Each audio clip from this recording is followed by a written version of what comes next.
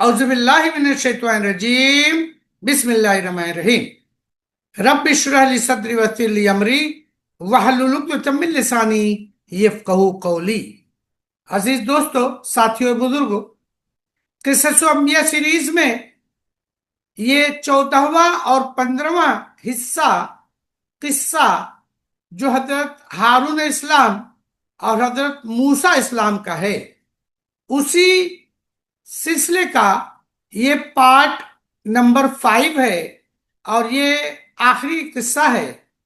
تو چلیے ہم چلتے ہیں اپنے اصل قصے کی طرف۔ 10 سال کی میعاد پوری کرنے کے بعد جب حضرت موسیٰ اسلام اپنی اہلیہ محترمہ کو ساتھ لے کر حضرت شعیب اسلام کے وطن مدین سے رخصت ہوئے تو راستے میں سخت سردی، اندھیری رات، راستہ نامعلوم، بے کسی اور بے بسی کے عالم میں اچانک کوہ طور پر آگ دیکھنے، پھر وہاں جانے اور حیرت انگیز مناظر کے بعد معجزہ عصا و ید بیضا اور اس کے ساتھ منصب نبوت و رسالت عطا ہونے کے بعد حضرت موسیٰ اسلام کو یہ فکر ہوئی کہ جب میں فرعونی دربار کا ایک مفرور ملزم قرار دیا گیا، مجھ سے قبطی کا قصاص لینے کا حکم وہاں سے ہو چکا ہے، اب اس کے پاس دعوت رسالت لے کر جانے کا حکم ہوا ہے، نیز اپنی زبان میں لکنت کا عذر بھی سامنے آیا، تو اللہ تعالیٰ کی بارگاہ میں عرض معروف پیش کی۔ حق تعالیٰ نے ان کی فرمائش کے مطابق ان کے بھائی حضرت ہارون اسلام کو شریک رسالت بنا کر ان کے پاس وحی بھیج دی اور حکم دیا کہ وہ حضرت موسیٰ اسلام کے شہر مصر سے باہر استقبال کریں۔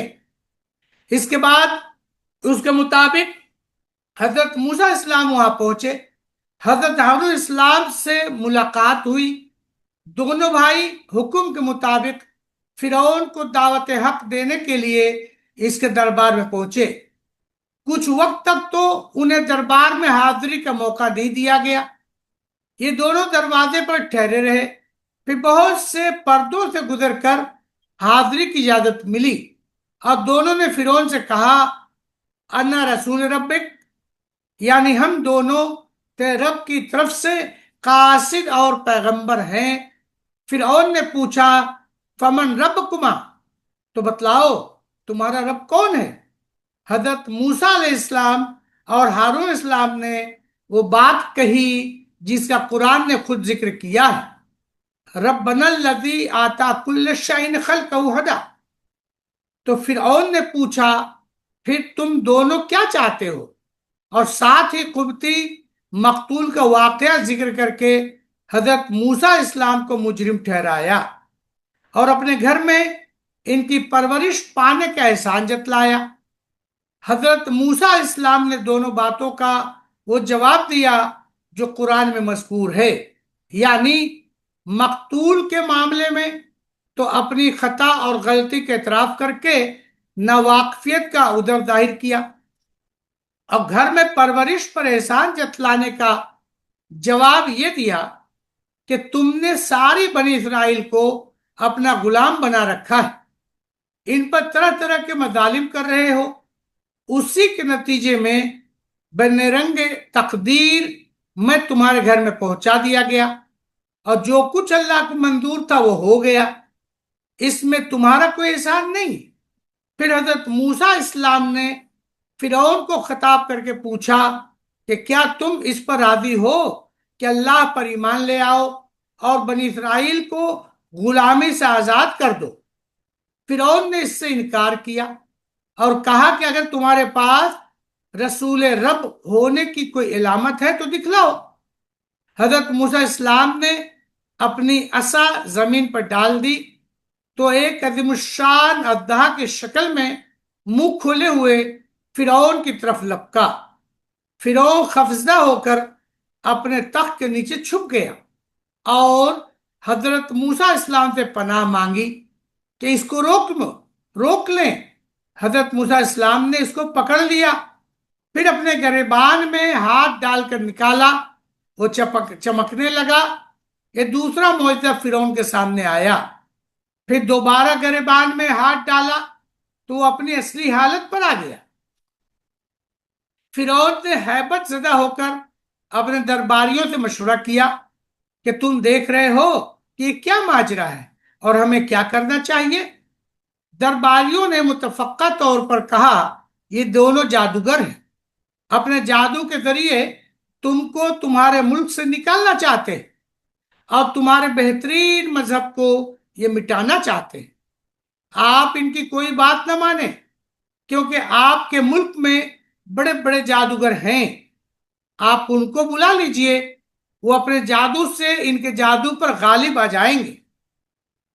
فرعون نے اپنی مملکت کے سب شہروں میں حکم دے دیا کہ جتنے آدمی جادوگری میں ماہر ہوں وہ سب دربار میں حاضر کر دیے جائیں۔ ملک بھر کے جادوگر جمع ہو گئے تو انہوں نے فرعون سے پوچھا کہ جس جادوگر سے آپ ہمارا مقابلہ کرانا چاہتے ہیں وہ کیا عمل کرتا ہے؟ اس نے بتایا کہ وہ اپنی لاٹھی کو سانپ بنا دیتا ہے۔ جادوگروں نے بڑی بے فکری سے کہا یہ تو کوئی بڑی چیز نہیں، لاٹھیوں اور رسیوں کو سانپ بنا دینے کا جادو کا تو جو کمال ہمیں حاصل ہے اس کا کوئی مقابلہ نہیں کر سکتا، مگر یہ طے کر دیجئے کہ اگر ہم اس پر غالب آ گئے تو ہمیں کیا ملے گا؟ فرعون نے کہا تم غالب آ گئے تو میرے خاندان کا جز اور مقربین خاص میں داخل ہو جاؤ گے اور تمہیں وہ سب کچھ ملے گا جو تم چاہتے ہو۔ اب جادوگروں نے مقابلہ کا وقت اور جگہ حضرت موسیٰ علیہ السلام سے طے کر کے اپنی عید کا دن چاشت کا وقت مقرر کر دیا۔ ابن جبیر رحمۃ اللہ علیہ فرماتے ہیں کہ ابن عباس رضی اللہ عنہ نے مجھ سے بیان فرمایا کہ ان کا عید کا دن جس میں اللہ تعالیٰ نے حضرت موسیٰ علیہ السلام کو فرعون اور اس کے جادوگروں کو فتح عطا فرمائی وہ عاشورہ یعنی محرم کی 10ویں تاریخ تھی۔ جب سب لوگ ایک وسیع میدان میں مقابلہ دیکھنے کے لیے جمع ہو گئے تو فرعون کے لوگ آپس میں ایک دوسرے کو کہنے لگے ہمیں یہاں ضرور رہنا چاہیے تاکہ یہ ساحر یعنی حضرت موسیٰ علیہ السلام و ہارون علیہ السلام اگر غالب آ جائیں تو ہم بھی ان پر ایمان لے آئیں گے۔ ان کی یہ گفتگو ان حضرات کے ساتھ استہزاء و مذاق کے طور پر تھی۔ میدان مقابلہ مکمل آراستہ ہو گیا تو جادوگروں نے حضرت موسیٰ علیہ السلام کو خطاب کیا کہ پہلے آپ ڈالیں یعنی اپنا سر دکھائیں یا ہم پہلے ڈال کر ابتدا کریں۔ حضرت موسیٰ علیہ السلام نے ان سے کہا کہ تم ہی پہل کرو اور اپنا جادو دکھلاؤ۔ ان لوگوں نے اپنی لاٹھیاں اور کچھ رسیاں زمین پر یہ کہتے ہوئے ڈال دی بطفیل فرعون ہم ہی غالب آئیں گے۔ یہ لاٹھیاں اور رسیاں دیکھنے میں سانپ بن کر چلنے لگی۔ یہ دیکھ کر حضرت موسیٰ علیہ السلام پر ایک خوف طاری ہوا۔ اللہ تعالیٰ نے حضرت موسیٰ علیہ السلام کو بذریعہ وحی حکم دیا کہ اپنی عصا ڈال دو۔ حضرت موسیٰ علیہ السلام نے اپنی عصا ڈالی تو ایک بڑا اژدہا بن گیا جس کا منہ کھلا ہوا تھا۔ اس اژدہے نے ان تمام سانپوں کو نگل لیا جو جادوگروں نے لاٹھیوں اور رسیوں کی بنائی تھی۔ فرعونی جادوگر جادو کے ماہر تھے۔ یہ ماجرا دیکھ کر ان کو یقین ہو گیا کہ حضرت موسیٰ علیہ السلام کا عصا کا یہ اژدہا جادو سے نہیں بلکہ اللہ تعالیٰ کی طرف سے ہے۔ اس لیے جادوگروں نے اسی وقت اعلان کر دیا کہ ہم اللہ پر اور حضرت موسیٰ علیہ السلام کے لائے ہوئے دین پر ایمان لے آئے اور ہم اپنے پچھلے خیالات و عقائد سے توبہ کرتے۔ اس طرح اللہ تعالیٰ نے فرعون اور اس کے ساتھیوں کی کمر توڑ دی اور انہوں نے جو جال پھیلایا تھا وہ سب باطل ہو گیا۔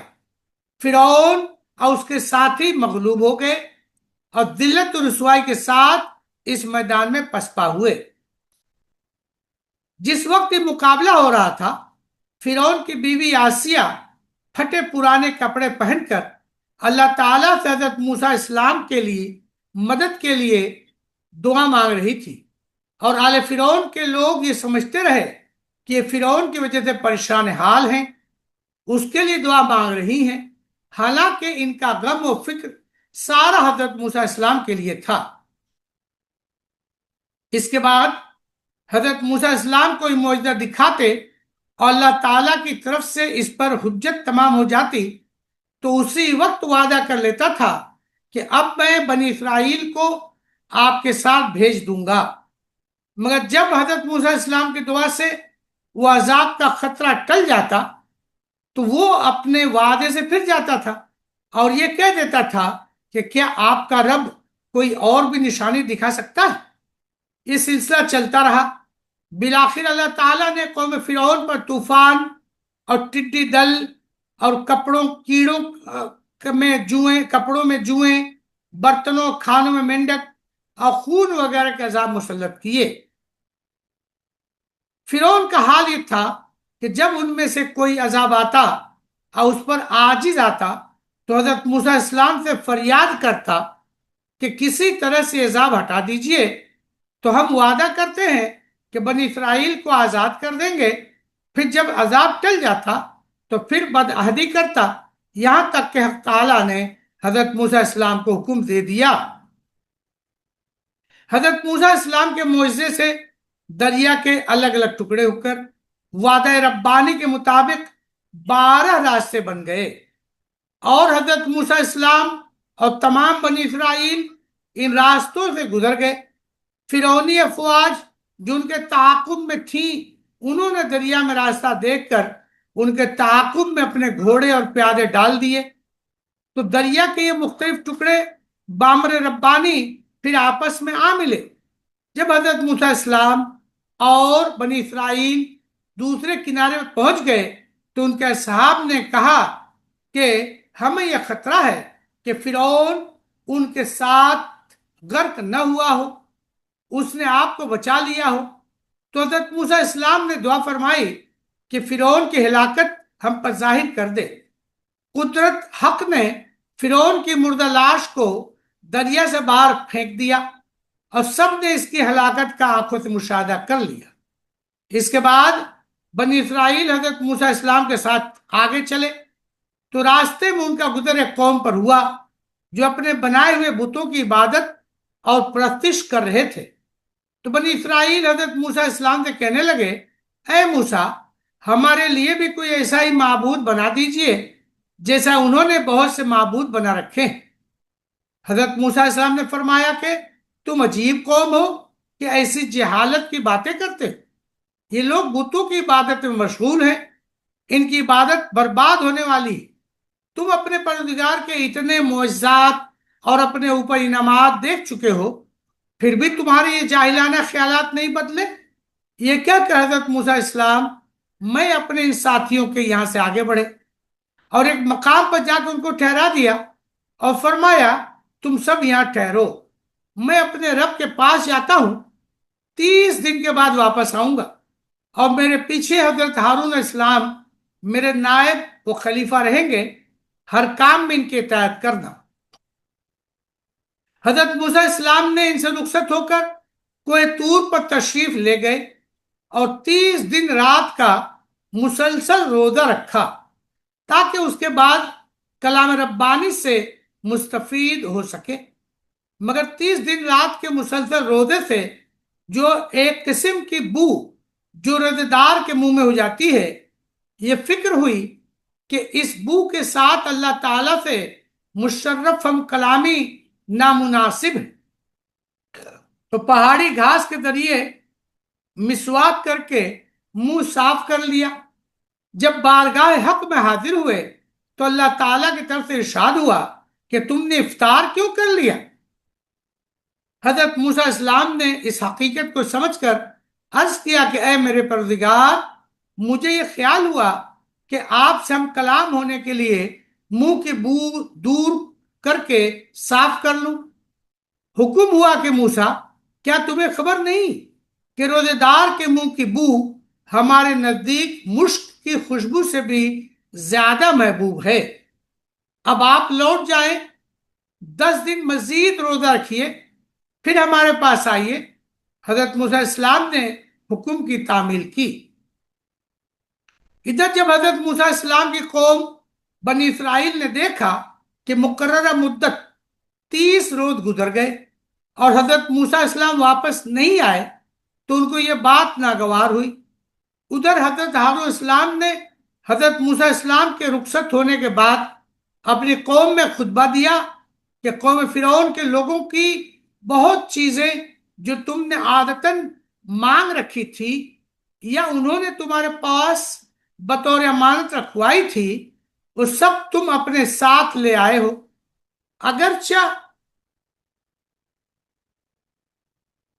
اگرچہ تمہاری بھی بہت سی چیزیں قوم فرعون کے پاس امانت کی تھیں اور آپ لوگ یہ سمجھ رہے ہیں کہ ان کی یہ چیزیں ہماری چیزوں کے معاوضے میں ہم لے رکھ لی ہے، مگر میں اس کو حلال نہیں سمجھتا کہ ان سامانوں کو تم اپنے پاس استعمال میں لاؤ، اور ہم اس کو واپس بھی نہیں کر سکتے۔ اس لیے ایک گڈھا کھدوایا کر سب کو حکم دیا کہ چیزیں خواہ زیورات ہوں یا دوسری استعمالی اشیاء سب اس گڑھے میں ڈال دو۔ ان لوگوں نے اس کی تعمیل کی۔ حضرت ہارون اسلام نے اس سارے سامان کے اوپر آگ جلوا دی جس سے سب سامان جل گیا، اور فرمایا کہ اب نہ یہ ہمارا رہا اور نہ ان کا۔ ان کے ساتھ ایک شخص سامری ایک ایسی قوم کا فرد تھا جو گائے کی پرستش کیا کرتے تھے۔ یہ بنی اسرائیل میں سے نہ تھا، مگر جب حضرت موسیٰ اسلام اور بنی اسرائیل مصر سے نکلے تو یہ بھی ان کے ساتھ ہو لیا۔ اس کو یہ عجیب اتفاق پیش آیا کہ اس نے حضرت جبرائیل علیہ السلام کا ایک اثر دیکھا، یعنی جہاں ان کا قدم پڑتا ہے اس میں زندگی اور نمو پیدا ہو جاتا ہے۔ اس نے اس جگہ سے ایک مٹھی مٹی کو اٹھا لیا، اس کے ہاتھ میں لیے ہوئے آ رہا تھا کہ حضرت ہارون اسلام سے ملاقات ہوئی۔ حضرت ہارون اسلام نے خیال کیا کہ اس کی مٹھی میں کوئی فرعونی زیور وغیرہ ہے۔ اس نے کہا کہ جس طرح سب نے اس گڈھے میں ڈالا ہے تم بھی ڈال دو۔ اس نے کہا یہ تو اس رسول جبرائیل کے نشان قدم کی مٹی ہے جس نے تمہیں دریا پار کرایا ہے، اور میں اس کو کسی طرح نہ ڈالوں گا بجز اس کے کہ آپ یہ دعا کریں کہ میں جس مقصد کے لیے ڈالوں وہ مقصد پورا ہو جائے۔ حضرت ہارون اسلام نے دعا کا وعدہ کر لیا۔ اس نے وہ مٹی اس گڑھے میں ڈال دی، اور حضرت وعدہ حضرت ہارون اسلام نے دعا کی کہ یا اللہ جو کچھ سامری چاہتا ہے وہ پورا کر دیجئے۔ جب وہ دعا کر چکے تو سامری نے کہا کہ میں تو یہ چاہتا ہوں کہ یہ سونا، چاندی، لوہا، پیتل جو کچھ اس گڈھے میں ڈالا گیا ہے گائے کا بچڑا بن جائے۔ حضرت ہارون اسلام دعا کر چکے تھے اور وہ قبول ہو چکی تھی۔ جو کچھ لوہا، پیتل و زیورات اس میں ڈالے گئے تھے سب کا ایک بچڑا بن گیا جس میں کوئی روح تو نہ تھی مگر گائے کی طرح آواز نکالتا تھا۔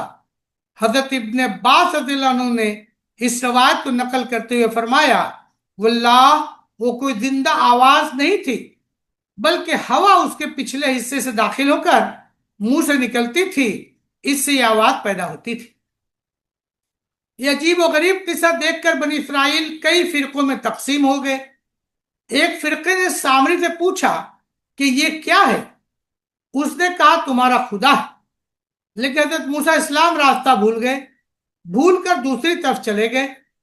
ایک فرقے نے یہ کہا کہ ہم سامری کی اس بات کی اس وقت تک تکذیب نہیں کر سکتے جب تک حضرت موسیٰ اسلام حقیقت حال بتلائیں۔ اگر واقعی میں یہی ہمارا خدا ہے تو ہم اس کی مخالفت کر کے گناہ گار نہیں ہوں گے، اور یہ خدا نہیں تو ہم حضرت موسیٰ اسلام کے قول کی پیروی کریں گے۔ ایک اور فرقے نے کہا کہ سب شیطانی دھوکہ ہے، یہ ہمارا رب نہیں ہو سکتا، نہ ہم اس پر ایمان لا سکتے ہیں نہ اس کی تصدیق کر سکتے ہیں۔ ایک اور فرقے کے دل میں سامری کی بات اتر گئی اور اس نے سامری کی تصدیق کر کے اس کو اپنا خدا مان لیا۔ حضرت ہارون علیہ السلام نے یہ فساد عظیم دیکھا تو فرمایا، اے میری قوم، تم فتنے میں پڑ گئے ہو، بلا شبہ تمہارا رب اور خدا تو رحمان ہے، تم میری اتباع کرو اور میرا حکم مانو۔ انہوں نے کہا کہ یہ بتلائیے کہ حضرت موسیٰ السلام کو کیا ہوا کہ ہم سے 30 دن کا وعدہ کر کے گئے تھے اور وعدہ خلافی کی، یہاں تک کہ اب 40 دن پورے ہو رہے ہیں۔ ان کے کچھ بیوقوفوں نے کہا کہ حضرت موسیٰ السلام اپنے رب کو بھول گئے، اس کی تلاش میں پھرتے ہوں گے۔ اس طرف جب 40 روز پورے کرنے کے بعد حضرت موسیٰ السلام کو شرف ہم کلامی نصیب ہوا تو اللہ تعالیٰ نے ان کو اس فتنے کی خبر دی جس میں ان کی قوم مبتلا ہو گئی تھی۔ حضرت موسیٰ السلام وہاں سے بڑے غصے میں اور افسوس کی حالت میں واپس آئے اور آ کر وہ باتیں فرمائیں جو قرآن میں آیا ہے۔ یعنی حضرت موسیٰ السلام نے اس غصے میں اپنے بھائی حضرت ہارون السلام کے سر کے بال پکڑ کر اپنی طرف کھینچا، پھر غصہ فرو ہوا ہونے کے بعد بھائی کا عذر پیش صحیح معلوم کر کے اس کو قبول کیا اور ان کے لیے اللہ سے استغفار کیا۔ پھر سامری کے پاس گئے، اس سے کہا کہ تو نے یہ حرکت کیوں کی؟ اس نے جواب دیا، میں نے رسول جبرائیل کی نشان قدم کی مٹی اٹھا لی تھی اور میں نے سمجھ لیا تھا کہ یہ جس چیز پر ڈال دی جائے گی اس میں حیات کے آثار پیدا ہو جائیں گے، مگر میں نے تم لوگوں سے بات چھپائے رکھا۔ میں نے اس مٹی کو زیورات وغیرہ کے ڈھیر پر ڈال دیا۔ میرے نفس نے میرے لیے کام پسندیدہ شکل میں دکھلایا۔ حضرت موسیٰ السلام نے سامری کو فرمایا کہ جا، اب تیری سزا یہ ہے کہ تو زندگی بھر یہ کہتا پھرے گا مجھے کوئی مس نہ کرے، ورنہ وہ بھی عذاب میں گرفتار ہو جائے گا، اور تیرے لیے ایک میعاد مقرر ہے جس کے خلاف نہیں ہوگا کہ زندگی میں تو یہ عذاب چکتا رہے، اور دیکھ اپنے اس معبود کو جس کی تو نے پرستش کی ہے، ہم اس کو آگ میں جلائیں گے، پھر اس کی راکھ کو دریا میں بہا دیں گے۔ اگر یہ خدا ہوتا تو ہم کو اس عمل پر قدرت نہ ہوتی۔ اس وقت بنی اسرائیل کو یقین ہو گیا کہ ہم فتنے میں مبتلا ہو گئے تھے، اور سب کو اس جماعت پر رشک ہونے لگا جس کی رائے حضرت ہارون السلام کے مطابق تھی۔ بنی اسرائیل کو اپنے اس گناہ عظیم کا پر تنبہ ہوا تو حضرت موسیٰ السلام سے کہا کہ اپنے رب سے دعا کیجئے کہ ہمارے توبہ کا دروازہ کھول دے جس سے ہمارے گناہ کا کفارہ ہو جائے۔ حضرت موسیٰ السلام نے اس کام کے لیے بنی اسرائیل میں سے 70 آدمیوں کو چنا اور انہیں کوہ طور پر لے گئے۔ حضرت موسیٰ السلام کی اس دعا فریاد کے جواب میں ارشاد ہوا، اللہ تعالیٰ نے فرمایا کہ میری رحمت تو سب پر شامل ہے، اور میں عنقریب لکھ دوں گا اپنی رحمت کا پروانہ ان لوگوں کے لیے جو تقوی اختیار کرتے ہیں اور زکوٰۃ ادا کرتے ہیں، اور جو ہماری آیتوں پہ ایمان رکھتے ہیں، اور جو اتباع کرتے ہیں، اور رسول امی کا جس کا ذکر لکھا ہوا پاتے ہیں اپنے پاس تورات و انجیل میں۔ یہ سن کر حضرت موسیٰ السلام نے عرض کیا، اے میرے پروردگار، میں نے آپ سے اپنی قوم کی توبہ کے بارے میں عرض کیا تھا، آپ نے جواب میں رحمت کا عطا فرمانا میری قوم کے علاوہ دوسری قوم کے متعلق ارشاد فرمایا، تو پھر آپ نے میری پیدائش کو مؤخر کیوں نہ کر دیا کہ مجھے بھی اس نبی امی کی امت مرحومہ میں کے اندر پیدا فرماتے۔ اس پر اللہ تعالیٰ کی طرف سے بنی اسرائیل کی توبہ قبول ہونے کا ایک طریقہ ارشاد ہوا کہ ان کی توبہ قبول ہونے کی ایک صورت یہ ہے کہ ان میں سے ہر شخص اپنے متعلقین میں سے باپ یا بیٹے جس سے ملے اس کو تلوار سے قتل کر دے اسی جگہ میں جہاں یہ گوشالہ پرستی کا گناہ کیا تھا۔ جب انہوں نے یہ عمل کر لیا تو اللہ تعالیٰ نے قاتل و مقتول دونوں کی خطا معاف فرما دی۔ اس کے بعد حضرت موسیٰ السلام نے تورات کی الواح جن کو غصے میں ہاتھ سے رکھ دیا تھا اٹھا کر اپنی قوم کو لے کر ارض مقدسہ یعنی شام کی طرف چل دیے۔ وہاں ایک ایسے شہر میں پہنچے جس پر جبارین کا قبضہ تھا، جن کی شکل و صورت اور قد و قامت بھی ہیبت ناک تھی۔ ان کے ظلم جور اور قوت و شوکت کے عجیب و غریب قصے ان سے کہے گئے۔ حضرت موسیٰ اسلام اس شہر میں داخل ہونا چاہتے تھے، مگر بنی اسرائیل پر ان جبارین کے حالات سن کر رعب چھا گیا اور کہنے لگے، اے موسیٰ، اس شہر میں تو بڑے جبار ظالم لوگ ہیں جن کے مقابلے کی ہم میں طاقت نہیں ہے، اور ہم تو اس شہر میں اس وقت تک داخل نہیں ہوں گے جب تک کہ جبارین وہاں موجود ہیں۔ ہاں، وہ یہاں سے نکل جائیں تو پھر ہم اس شہر میں داخل ہو سکتے ہیں۔ جب فرعون اس کا لشکر غرق ہو گئے اور حضرت موسیٰ اسلام اور ان کی قوم بنی اسرائیل فرعون کے غلامی سے نجات پا کر حکومت مصر کے مالک بن گئے، تو اللہ تعالیٰ نے اپنا مزید انعام ان کے آبائی وطن یعنی ملک شام کو بھی ان کے قبضے میں واپس دلانے کے لیے بذریعہ حضرت موسیٰ اسلام ان کو حکم دیا کہ جہاد کی نیت سے ارض مقدس یعنی ملک شام میں داخل ہوں، اور ساتھ ہی ان کو یہ خوشخبری بھی سنا دی کہ اس جہاد میں فتح ان کی ہی ہوگی۔ اللہ تعالیٰ نے اس مقدس زمین کو ان کے حصے میں لکھ دیا ہے، وہ ضرور ان کو مل کر رہے گی، مگر بنی اسرائیل اپنی طبعی خصوصیات کی وجہ سے اللہ تعالیٰ کے انعامات، غرق فرعون اور فتح مصر وغیرہ کا آنکھوں سے مشاہدہ کرنے کے باوجود یہاں بھی عہد و میثاق پر پورے نہ اترے اور جہاد شام کے اس حکم الہی کے خلاف ضد کر کے بیٹھ گئے، جس کی سزا ان کو قدرت کی طرف سے اس طرح ملی کہ 40 سال تک ایک محدود علاقے میں محصور و مقید ہو کر رہ گئے، کہ بظاہر ان کے گرد کوئی حصار تھا، نہ ان کے ہاتھ پاؤں میں قید میں جکڑے ہوئے تھے، بلکہ کھلے میدان میں تھے، اور اپنے وقتاً مصر کی طرف واپس چلے جانے کے لیے ہر روز صبح سے شام تک سفر کرتے تھے، مگر شام کو پھر وہی نظر آتے تھے جہاں سے صبح چلے تھے۔ اسی دوران حضرت موسیٰ اسلام اور حضرت ہارون اسلام کی وفات ہو گئی، اور یہ لوگ اسی طرح وادی تیہ میں حیران و پریشان پھرتے رہے۔ ان کے بعد اللہ تبارک تعالیٰ نے دوسرے پیغمبر ان کی ہدایت کے لیے بھیجے۔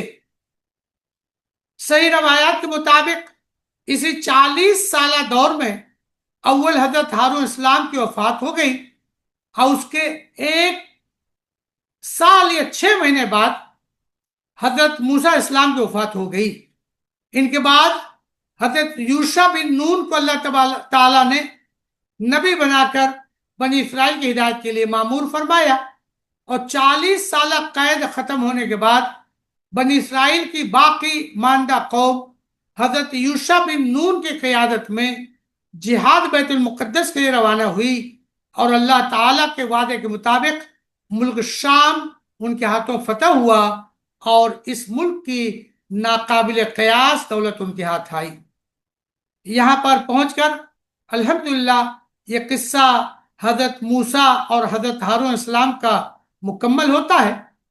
یہ مزید انبیاء اسلام کے قصے کی یہ سیریز جاری ہے، اس لیے آپ ہمارے چینل کو ضرور لائک اور سبسکرائب کر لیں، تاکہ جیسے ہی ہم کوئی ویڈیو نیا اپلوڈ کریں آپ کو نوٹیفیکیشن پہنچتی رہے اور آپ فائدہ اٹھاتے رہے۔ وآخر دعوانا ان الحمدللہ رب العالمین۔ السلام علیکم ورحمۃ اللہ وبرکاتہ۔ Subscribe now and press the bell icon. Never miss an update.